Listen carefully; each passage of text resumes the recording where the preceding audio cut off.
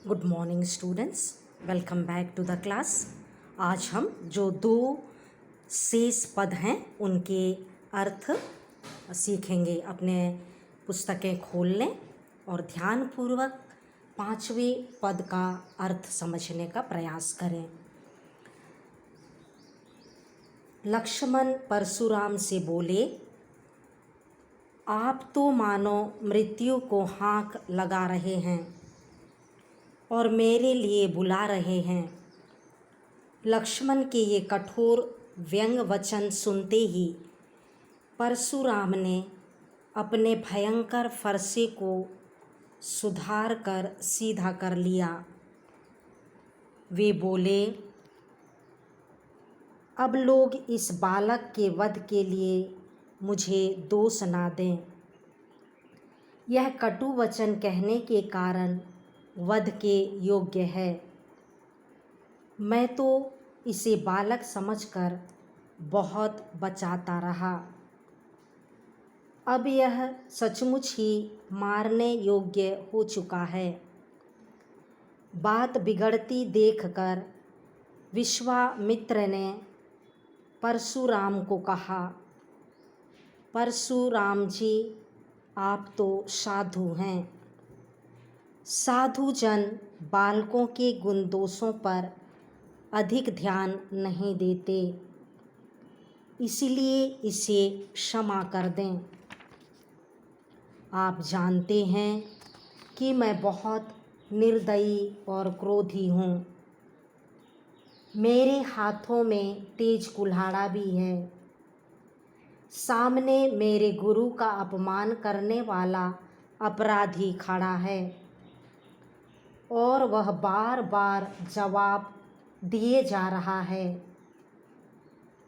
इतना होने पर भी मैं अगर इसे बिना मारे छोड़ रहा हूँ तो केवल तुम्हारे प्रेम के कारण और सद्भाव के कारण, नहीं तो मैं अब तक इसे कठोर कुल्हाड़ी से काटकर थोड़े ही परिश्रम से गुरु ऋण से उऋण हो गया।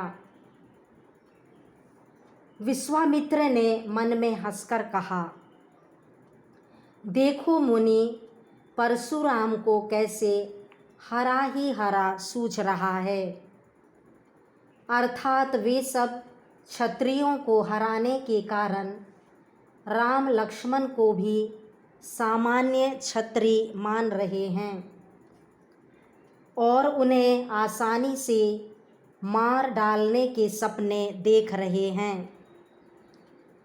वे यह नहीं जानते कि उनके सामने गन्ने के रस से बनी खाड़ नहीं बल्कि लोहे का बना हुआ तेज खांडा अर्थात तलवार है।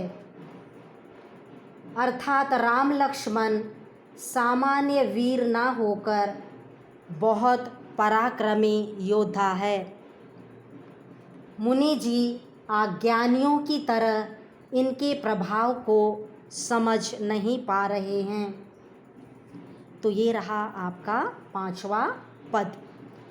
अंतिम पद में हम चलेंगे। लक्ष्मण परशुराम से बोले, हे मुनि, आपके शील स्वभाव के बारे में कौन नहीं जानता। सारा संसार आपसे परिचित है। आप अपने माता पिता के ऋण से तो अच्छी तरह उऋण हो ही चुके हैं। अब आप पर गुरु का ऋण शेष बचा है। उसे उतारने की चिंता आपके मन में है। वह शायद आप हमारे माथे काढ़ना चाहते हैं। अर्थात मुझे मारकर आप शायद गुरु ऋण उतारना चाहते हैं।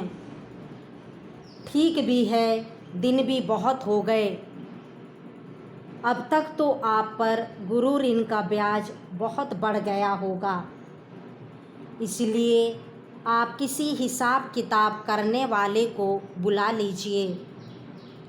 मैं अपनी थैली खोलकर तुरंत सारी राशि चुका दूंगा। लक्ष्मण के मुंह से ये कटु वचन सुनकर परशुराम ने अपना फरसा साध लिया। सारी सभा में हाय हाय की पुकार मच गई। लक्ष्मण ने फिर से कहा, भृगुवर परशुराम जी, आप मुझे अपना फरसा दिखा रहे हैं और मैं आपको ब्राह्मण समझकर बार बार लड़ने से बच रहा हूँ। वो राजाओं के शत्रु लगता है। आपको युद्ध भूमि में कभी पराक्रमी वीरों से पाला नहीं पड़ा, इसलिए हे ब्राह्मण देवता, आप अपने मन में ही अपनी वीरता के कारण फूले फले फिर रहे हैं। यह सुनते ही सभा में उपस्थित लोग अनुचित है कहने लगे। राम ने लक्ष्मण को आँखों के संकेत से और अधिक बोलने से मना कर दिया। इस प्रकार लक्ष्मण के उत्तर आहुति के समान भड़काने वाले थे। परशुराम का क्रोध आग के समान था, जो लक्ष्मण के वचनों से भड़क उठा था। अतः आग को बढ़ता देख श्री रामचंद्र जल के समान शीतल वचन बोले। तो यहाँ आपका काव्य का जो अंश था रामचरितमानस से लिया गया, यह संवाद समाप्त होता है। आप अपने प्रश्नों के उत्तर कंप्लीट कर लें, फेयर कॉपी में काम कंप्लीट करें और जब करेक्शन के लिए कॉपियाँ बुलाई जाती हैं उस समय आप समय पर लेकर आएँ। निर्देशों का पालन करें। पुनः इस काव्य के अंश को पढ़ें, अर्थ समझें और अपना काम कंप्लीट करें। आने वाले क्लास में हम नया लेसन पढ़ेंगे। Wish you all the best. God bless you.